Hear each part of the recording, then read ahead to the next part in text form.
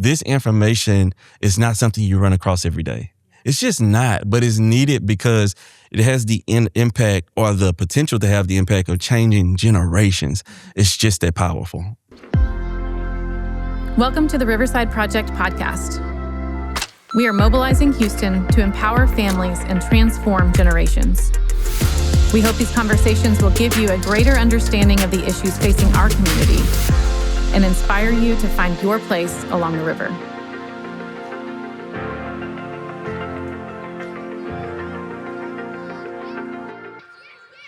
Hey everyone, welcome back to the Riverside Project podcast. My name is Kathleen Cowie. I am the Director of Agency Partnerships here. Today we have Darius Payne as the lead TBRI practitioner at the Harris County Juvenile Probation Department. Darius oversees training, implementation, and quality assurance of TBRI, or trust-based relational intervention. He has a passion to infect people and systems of care that serve vulnerable children and families with the awareness and skills needed to heal their brokenness and maximize their potential. As a licensed master social worker and juvenile justice expert, Darius has a unique lens in the field of child welfare and applications of TBRI. Darius, thank you so much for being here today. It's my pleasure. Yeah. So tell me a little bit about you as we get started. Well, first, I'm a man of faith. I am a husband. Fun fact, my wife was my first girlfriend. Oh, love that. Yes, and I have two boys, 3 and 2, and I am a TBRI fanatic. Okay, very cool. Fun fact about me, my husband was my first boyfriend. Wow. So we're connecting already. It's great. So you, as we mentioned, you're a licensed master social worker as well. How did you get into the world of social work? What motivated you to do that? Well, with social work, I always say I didn't choose it. It chose me. I originally wanted to major in psychology, but they did not have it at the school I transferred to. Okay. And the social work professor said, why are you majoring in psychology when you can get all of that in social work and be more marketable in the job field? And so it was the best decision I ever could have made because I love to look at the whole problem, not just a part of it. And so it's changed my life. Yeah, I always have said that about social work as well, that like it's so broad. There's so many things you can do. And sometimes I feel like that has been overwhelming for me, but in other ways, it's also been, I think, a huge gift because it's allowed me to, try different avenues of professional work and see if I like it, see if I don't, kind of move around in that. So kind of in your professional work, where did you start and how did you land in juvenile justice? Well, the first thing to know is I didn't even know juvenile justice existed, like growing up, which says a little bit about how I grew up. And it was literally a divine miracle for me to even run across juvenile justice. The college I was attending, their social worker program was in the process of getting accredited. Okay. And I graduated before they actually got accredited. So I could get my license as an undergrad social worker. Okay. And I would meet this guy at Harris County Public Health that would tell me, hey, do you know what you want to do after you graduate? And I said, I really don't know. And he gave me contacts. And one of those contacts looked at my resume and said, you should probably apply for Harris County Juvenile Probation. Okay. This was a random guy I met in the break room that just recommended me to contact some of his resources. And that was the reason why I even ended up in juvenile justice. Okay. So what was the first role that you took in the juvenile justice world then? The first role I took was as a juvenile supervision officer, and I was scared. They showed us videos of kids fighting, kids crashing out, as they call it. And I said, I don't want to do this in my head. And so I tried to take my teacher's test 6 times, and I failed all 6 times. Okay. 5 English, 1 special ed. Okay. But it taught me a lot. When I started as a juvenile supervision officer, it was a lot to deal with those kids' behaviors at times, but what I realized is I needed to work on being more confrontational, setting boundaries, because kids still do crave structure. Yeah, absolutely. And it taught me more about myself than it did the kids. And so who I am today would not be if it wasn't for that initial entry point as a juvenile supervision officer. Yeah, I feel like, especially in the social work world, you're going to learn a lot about yourself in that process, right? It's not just about how can you serve someone else, but I think it's very self-reflective in that sense, which is, can be hard at times because it's teaching you and exposing you to things about yourself that maybe you weren't aware of or something like that. But it's also really good because I think it helps you be a better social worker to other people, right? Well, you know what? And one of the things I tell staff when I train now or any caregiver is if you don't go within, you'll go without. And I pause for a second and ask them, what do you think that means? Yeah. They always get it wrong, which is okay. But what I've learned is you have to be introspective of yourself, because if you don't go within yourself, you'll go without happiness, long-term relationships, or maximizing and realizing your potential in life, which is why I love TBRI so much. Yeah, for sure. So, well, let's talk about TBRI. For those who may not be as familiar with it, can you give us kind of a quick breakdown on what it is and why you feel like it is so transformative? Yeah, so TBRI is this trauma-informed, attachment-centered, holistic approach that helps you build relational connectedness with those who have suffered from attachment wounds and reorganize in the brain and body what has been disorganized and shape behaviors of kids to be able to meet their needs and give them the skills that they need, not just because you're scaring them to do it, because they actually want to do it out of relationship with you, and then they build up the value within themselves. And so it's magic in TBRI to help heal brokenness within children who have suffered from complex developmental trauma. Yeah. And how did you first get exposed to TBRI? Like where did that journey start for you? That's a really good question. I was a juvenile supervision officer and I wanted to do something a little different. And they posted a TBRI specialist position in my department. Not really knowing all that it was, but I knew I would be training. I said, I think I can do that. And when I got exposed to it by doing the adult attachment interview, they call it the AAI, it was the first moment where I started to realize that I had holes in my childhood. Mm-hmm. And I love to share that because if I did my ACEs score, my adverse childhood experiences, it wouldn't be that high. And so I challenge people who say, I turned out okay. I'm fine, right? Are you really? Mm-hmm. We all have something. And so that was my introduction to TBRI.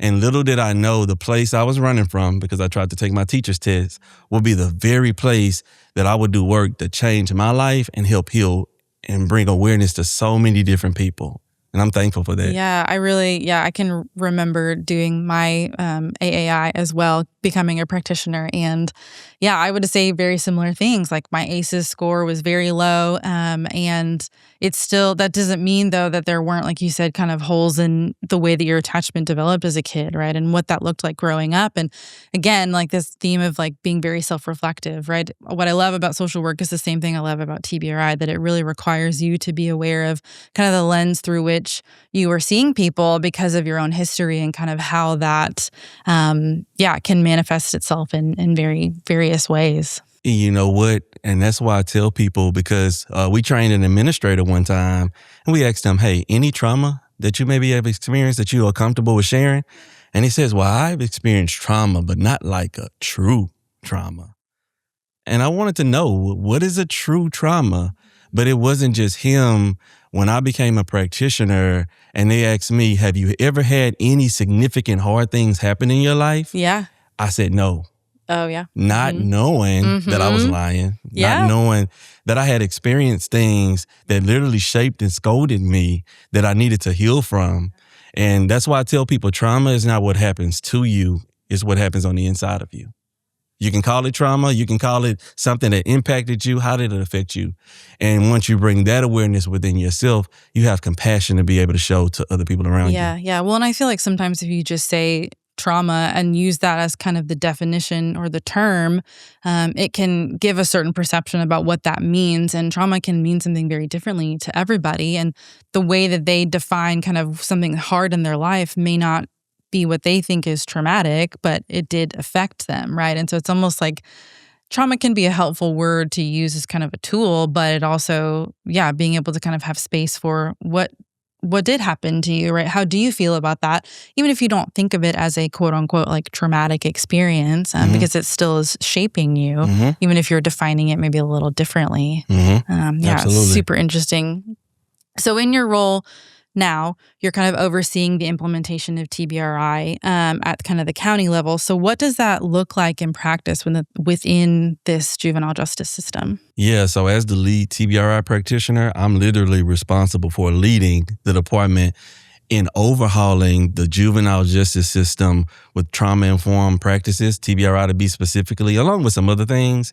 And it looks like trying to infect the culture with how do we bring awareness to the people that are going to care for these kids, and how do they do the relational dance that needs to be done every single day with these kids in order to bring about change, as well as looking at our policies and practices that don't align with what we want to do when it comes to TBRI, and kind of starting conversations, whether it's looking at job descriptions where it may say things like dealing with aggressive youth. Oh, Because then how is that going to shape your perception of the kids you were working for? They're still a baby. Yeah. They're just a baby with bigger body parts. Yeah. And if you don't have the compassion to be able to see beyond that aggressive behavior, then it's going to disrupt and ruin the care that these kids need. And so a big part of my job is being the ambassador for the department. We've done things like most recently put up food menus in the facilities just to give kids certain predictability. So my job and in this role is to advocate for things where there's spaces where we can use TBRI to better enhance what we're trying to do with these kids. Is there an example you can think of recently of like, and you kind of mentioned it with maybe the food chart, but like a win that you feel like, oh man, like this is a really cool way that we integrated TBRI into this environment? Yeah. So one of the programs I'm really proud of is the Bridge program. And we always hear people say, Mr. Payne, it's so good that we're doing this TBRI stuff here, but they go back to the same environment. And so what we've done to combat that is we created a program called Bridge to bridge the gap and create a continuum of care of what these kids should be getting at home and what they're getting in our facilities, because some of our kids literally show back up on the doorsteps just to see their favorite staff and see that attachment figure, because that's what they are, and the person that's responsible for changing their lives. And so Bridge is this TBRI virtual education course that we offer parents just to give them tips, tools, and techniques on how to start rethinking the way that they're showing up with their kids. And we've had parents just have eye-opening moments throughout this process. And so I'm really proud of that. Yeah, I think that's so important. I feel like we've talked a lot about that too in relation to any kind of like therapeutic relationship, right? That, a child or a young adult or whomever might learn some really good skills in a counseling setting that are related to TBRI or something trauma-informed. And in particular for children and youth that maybe are going back into a different environment, if the parents don't also have, or the caregivers don't also have that education and that knowledge, it's not as a great of an opportunity for children to practice those skills, right? And so I think being able to really empower parents with, hey, like these are some helpful techniques that we can use, that you can use to really connect better with the youth in your home. I feel like, making that connection is so important. And so, I don't know, so needed. Yeah, the kids don't change until we do. Yeah, I like that. Okay, so I like this. TBRI has sometimes received, I would say, some criticism that it doesn't always work with teens. I'm sure you've heard that as well sometimes. So I know, though, as you've shared, like TBRI is very integrated into the work that you're doing at Harris County. So talk to me about like what you would say to someone who maybe has that criticism or is just curious or really having a hard time understanding how is this supposed to work with teenagers when it seems like more soft or more gentle or things like that? Yeah, it's a really good question. It's a valid question. I'll take a quote that Dr. Purvis says: when you give a kid structure and they need nurture, you damage their ability to build trust. But if you give them nurture when they need structure, you damage their ability to grow. And so it's this balance of being relational with kids, but still holding them accountable. Yeah. I need both. Yeah. I had a kid tell me one time, Mr. Payne, you're cool, but you don't play. And I said, you're right. Yes. So working in the facilities, if I've seen the kids who most people call the throwaway kids, and we've had certain staff say that TBRI stands for these boys require incarceration because of some of the heightened behaviors that they've experienced, and we've seen it work with them, then I think it can work with anyone. And my belief is it works with humans. I think it works even better with teens because one of the cool things about TBRI is I think about something Chandra Carter, who's the executive director of TJJD, said, trying to force kids to behave through threats and punishment is like holding a beach ball underwater. It's like holding a beach ball underwater because the minute you take your hand off of it, it comes shooting back up. And I say that because with teenagers, they want autonomy. They want a sense of, I'm in control. TBRI does something really cool where we share power to give them the control that they can handle, but still lead them in the direction that they need to go. That's all teenagers want. And if you meet their need in that specific way, the behavior will take care of itself. Yeah. And I think, we've touched on it a little, but working in the world of juvenile justice can kind of feel very maybe intimidating, or like you're saying, even just tweaking those job applications to say, hey, are we describing kids as aggressive or are we describing them a different way? Because that's going to kind of change the perception that you have. I would say similarly, sometimes people hear foster care and they think, oh man, I don't know, it feels very intimidating. Can you share with you, kind of in your own words and experience, how have you seen juvenile justice and foster care connected kind of through the work that you do? Yeah, I would say definitely within the community, ensuring that certain services are not being duplicated. And it just comes to streamlining communication. So there's been times where maybe a kid already had a particular type of treatment, and there's a need for another type of treatment that the foster care system may not be privy to. But just being able to collaboratively work together, I think speaks to the idea of being stronger together and kids able to not be deprived of getting what they need. Yeah. Well, and I think too, if we're continuing to expand the way that TBRI is used in kind of more of a juvenile justice environment, and I think we're doing a lot of really good work to do that as well within the foster care space, and I think even that is going to be really useful and helpful because we're all kind of on the same page about what does treatment and what does care and what does respect look like for kids who've experienced really hard things. And that if the probation officer is kind of on the same page as maybe the caseworker that this kid has, right, we're a little bit more united and stronger together if we're sort of, kind of using the same language and kind of coming from the same perspective. That's really cool. So I want to talk a little bit more about TBRI because I love it. So you say a lot, you are TBRI personified. What does that mean to you? This is my favorite question. I love it. Let's go.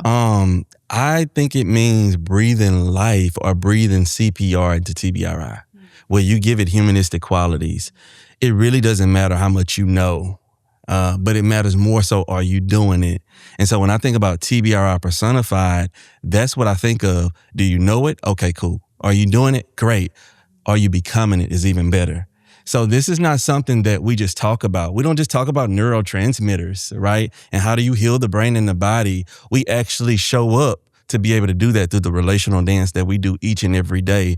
And I got a fun story I want to share about this. I'm ready. Go for it. Because I believe it can't just be something you do with the kids you're serving. It has to be a way you live your life. There was a time, because we talk about in TBRI, leveled at the behavior, not the child. So when I'm correcting them, I'm addressing this behavior because it's not okay, but you're still precious. And I was at home with my wife in the bed, and she says, "Where's my charger?" And I said, well, it's in the living room. I went to charge our son's tablet. She said, well, can you go get it? I said, well, since you're standing up, can you go get it since I'm laying in the bed? She says, no, you put it there. You go get it. Oh, man. So I went to get it. She came out from her shower. 10 minutes later, she says, are you going to hold me? And in that moment, I had a choice. Do I treat her how I felt about that behavior she showed? Or do I say, I had a problem with that behavior, but I still love you? And I turned over because I leveled my interaction and what I had to address at her behavior. That's a practical story, but that's what it means to be TBRI personified, because if I can do it in my life, I can do it with these kids every day. That's just my belief. Yeah, that's so true. I feel like I learned obviously about TBRI through my professional work. But as I've continued to read more books, go to practitioner training, teach TBRI to people, right? It really does become a part of who you are if you are bought into what it stands for and what the values are, what the principles are, right? It's almost like you can't help but share about TBRI and use it with the people in your life, regardless if it's in a professional or a personal kind of role. So yeah, I love that. What is maybe this is a cheesy question, but what's your favorite principle of TBRI and why? At this point, it is definitely the connecting principle because I am an attachment cycle fanatic. I think everything we're doing with these kids, or anybody for that matter, is centers around the attachment cycle, which is simply put, when you think about a baby, there's a need expressed, there's a need met. And in between that time, something really interesting happens where we idle in a state of distress when we're waiting on that need to be met. And then when the need is met, we're in a state of comfort.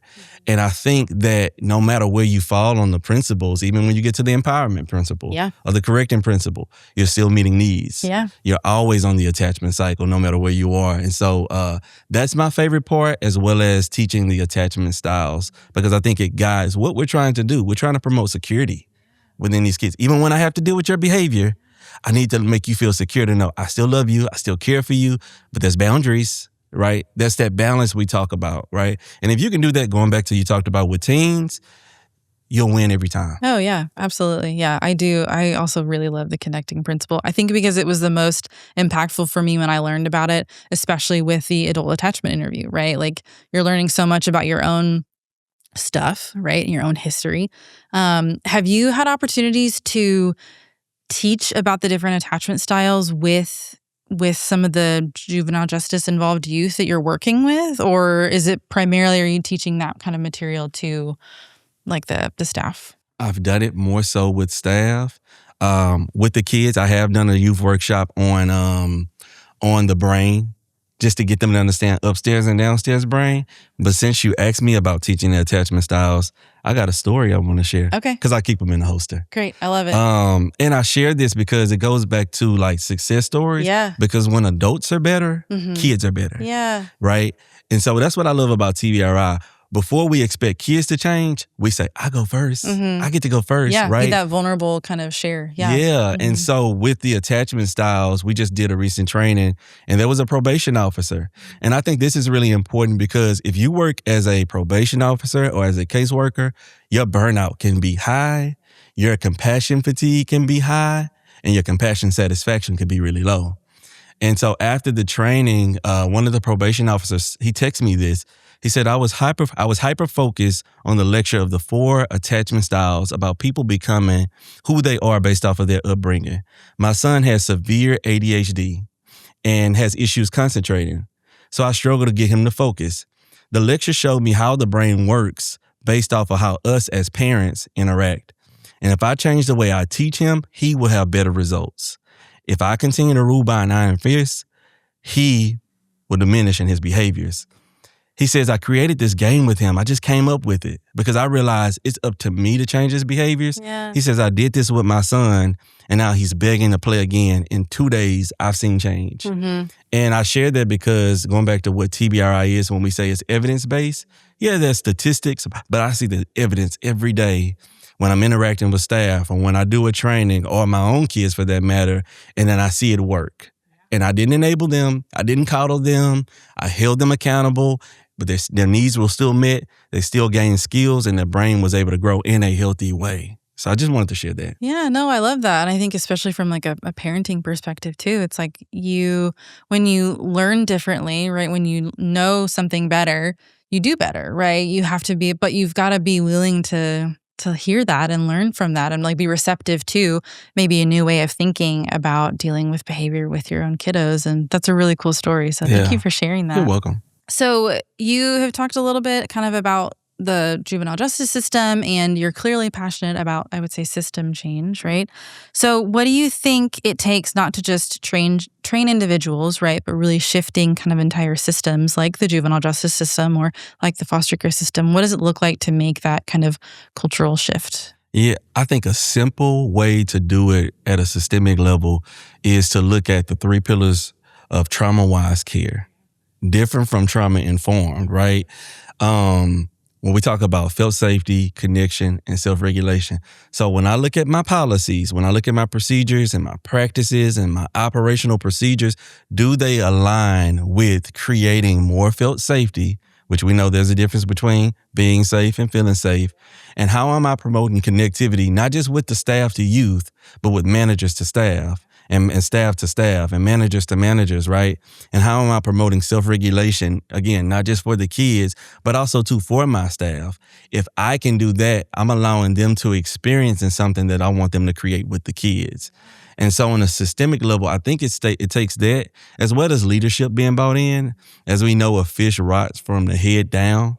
So it takes leadership letting their staff experience this, just even in their daily interactions with how they meet their staff's needs, as well as how do I promote and support and foster a healthy environment for you to be able to thrive and provide the services I want you to with the kids and the families. Yeah. We actually, at Riverside in our office, one of the things that I've been working on this year is making our space even more TBRI-y, right? And so things like having fidget tools and like a weighted pillow and certain scents, and do we have indirect light or do we have direct light, or, like just trying to be mindful of that. And it's been really fun to see the staff be interested in like, what's in that basket that's on the table? And, it's some fidgets. Do you need that to learn? And it's fascinating to see, when you can create an environment like that where people feel empowered to meet their own needs, right? Like have some of that autonomy to say, I'm going to grab this because I think it's helpful. So that's really cool. Yeah, I think staff and employees who experience compassion want to give it to other people. Yeah. And I think that's where it starts when it comes to trying to do the systemic work. Yeah, again, we can talk about policies and some of the more like rigid things. And those things are important, but the big part is that relational interaction that they're getting. So I don't want to just throw a pizza party for you every quarter. Every day I want you to experience what a pizza party is just by how I interact with you, right? Yeah. And make you feel celebrated. I love that. Yeah. That's cool. The other thing that comes to mind that we kind of talked about beforehand, as it relates to being TBRI personified, will you share about your birthday experience with TBRI? Because I love this story and I've heard it a few times. So I think people need to know. Yeah. So what I did, and I think every person who is a practitioner, this is my call to action. Okay. For you and everybody else. You heard it here first. Chandler's not here, but him too, is to do a TBRI birthday workshop or whatever you want to call it for your family and friends, because the information is too life-changing not to do it with the people you love. And so I did it last year for my family, just 4 hours. I told them, don't bring me any gifts, just come get helped and healed. And it's it my was gift, a great time. if you get some healing. Yeah, that's it. Yeah. Right. And it was a great time where they had an opportunity to bring about awareness within themselves, because this information is not something you run across every day.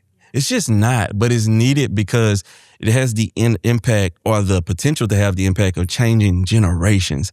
It's just that powerful. Yeah, no, I love that. I think it's always so cool when the more that you talk about it, the more your family wants to hear about TBRI. I feel like even with my parents, they got to come down and watch me do an intro session several months ago. And it was really fun for them to be there and to get to ask me questions and learn more about it. And even think about my mom works on staff at their church. And okay, what are some books that we can, put out for parents? They can really look at this more and talk about this more and, those types of things. So it is really cool to see that with family. And you know what? It brings about the opportunity to have these hard conversations that you never would have had. And I would shout my mom out because I went on live to talk about certain things. And I just mentioned about certain things that I didn't get as a kid. And she called me and said, or asked, in what ways did I fail as a mom? And I had to pause it right there and say, you did not fail. You did a great job. It's not about good or bad parent. And I think every parent needs to know that, every caregiver, it's not about good or bad. Yeah. It's just the way that we care for our kids are going to shape them to be a certain way. There's good things that can come from that, but there can be some things that we need to be aware of and admit, this is problematic. And what I love about attachment and attachment styles, where we're talking about parenting, and we're talking about fostering a different agency or an environment, is even as it pertains to the workplace, because it shows up everywhere. When we talk about the attachment dance you did with your parents, you can be able to get ahead of that and see, how can I change or course correct that to be able to heal an organization? Because one of my favorite quotes is, organizations are human beings. And if that is true, they are always on that attachment cycle too. Yeah, that's really cool. As you were talking kind of about, just conversation with your mom, it made me think my dad always says sometimes, we did the very best that we could with the tools that we have, and we want you to do better. And I think that's a really cool perspective to have, that like, yes, there's always more opportunity to learn and to grow, especially when it comes to TBRI. I mean, every time I sit in on even like a small, short session of TBRI, there's always something that I'm learning that's new because I'm in a different place in life maybe than I was. I like that you said right now, connecting is your favorite principle, right? And recognizing that could change, that could grow and evolve and be something different based on, where you are in a few months or a few years from now, right? And I just love how it can just permeate everything that we do, which is really cool. And the empowerment principle is creeping up as a close second. Oh, man, that used to be the one as far as teaching it that I kind of dreaded.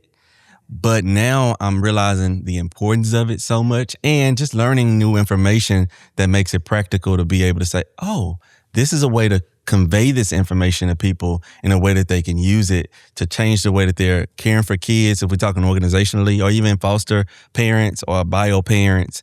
And so, yes, for sure. I like that. Okay, I've got one more question and then we'll start wrapping up. But if you could wave a wand and change one thing about how we approach the juvenile justice system, or juvenile involved youth, justice involved youth, there we go. What would it be? Oh, man, what a great loaded question. I would probably say if we could decrease incarceration and increase community-based services, because I don't think that juvenile justice needs to be the direct provider of services, right? And it's not to say we're not doing great work. It's just when we create a sense of normalcy for kids and when they get what they need before they get to us, I think it changes everything. And I think that would be my answer. I don't want kids to have to come into juvenile justice to experience some of the amazing care that they get. Right. They should be getting it beforehand. Yeah. Well, and I think that kind of goes even into this analogy of the river that we often use, right? That are we looking upstream to think about how did children and families end up in this river of vulnerability to begin with? Because we need all the rehabilitative services downstream, and we need those to continue doing really good work. And what does it look like to break that cycle further upstream so that communities are empowered to really support families and kids well, so that hopefully things like the juvenile justice system or the foster care system aren't a part of their future, right? Yes. So how are we kind of, creating a community that is really equipped and has the tools they need to stabilize and to support the families in those communities? Absolutely. Okay, so we're on to our last 5 questions. These are kind of rapid fire. Okay. From here. Okay, so if you could guest star on any reality TV show, what would it be? I hope this is a good answer. I'm going to go with The Voice. Oh, okay. Because I'm a singer. So if I could, I probably would be on The Voice. I just want to see if I can get a chair turn. Okay. Am I that good? Okay. I want to know. Well, if you ever audition, you let me know, because I'll be watching. What is one thing you wish people who are not around the justice system day to day knew about the system? The main thing I would say is criminals are not born, they're formed. Back when I was a juvenile supervision officer, I wish I would have been asking these kids, what's your story? What was life like before you got here? I didn't start doing it until I came in contact with TBRI. And I'm not saying that there doesn't need to be a level of justice. There doesn't need to be a level of safety. But I think when you start taking that approach of understanding that there's an origin story to every single kid that comes in contact with our facility, then we can start asking the question, what can we do to be able to meet their needs before they end up on the trajectory or the pathway that they're on? So yeah, it's like asking not what's wrong with you, but what happened to you, right? I love that. What is one moment from your career that you think about often? Wow, what a great question. I'm going to go with one where when I first came in, one of the master trainers called me Quiet Man. Okay. He called me Quiet Man because when I was in the new hire academy class, I didn't say anything. And I think about that because how ironic is it for Quiet Man to be one of the ambassadors of the agency is sitting before you, running my mouth the way I've been doing the past 30 to 40 minutes. It's great. But it just shows what happens when you go on a journey. And how it starts doesn't necessarily dictate how it's going to end. Yeah. And it sounds like you've grown in a lot of really cool ways to get to this point, and what a beautiful thing, right? I love that. Okay, if there was a youth listening to this that is justice involved, what would you want them to know about? Yeah, what would you want them to know? So I'm really big on ACEs. And if anybody hears me say anything is going to be your childhood biography becomes your adult biology, now that's a contingency. And so with kids, I would want them to know your history may not have set you up on a pathway of success. Battle your history. And the other thing I would want to just tell them is, I believe God has better for you. Yeah, very cool. Yeah, I feel like everybody needs to know about ACEs, or the adverse childhood experiences. That's just, it's very helpful context for a lot of this. Okay, last question. What is something you do at work that would maybe confuse or surprise someone outside of the field? So I study neuroscience a lot. And one of my fun facts that I just recently learned is that neuro means brain. Okay. And so a lot of people would think your neurotransmitters are primarily all housed in your brain, but they're really, a lot of them are housed in your gut. And so good brain health is very important, especially when it comes to driving behaviors we want to see in kids. And so I would say that for sure. Okay, I like it. Well, that is it for today. Thank you so much for coming. We're just really grateful for what you do and your willingness to come share about your work. Yes, for sure. Thanks to be here. To those listening, we hope these conversations have inspired you to find your place along the river. And we welcome you to join us in bringing hope and renewal to the city of Houston. If you'd like more information on how to get involved, please visit riversideproject.org and submit a contact form. We'll see you next time.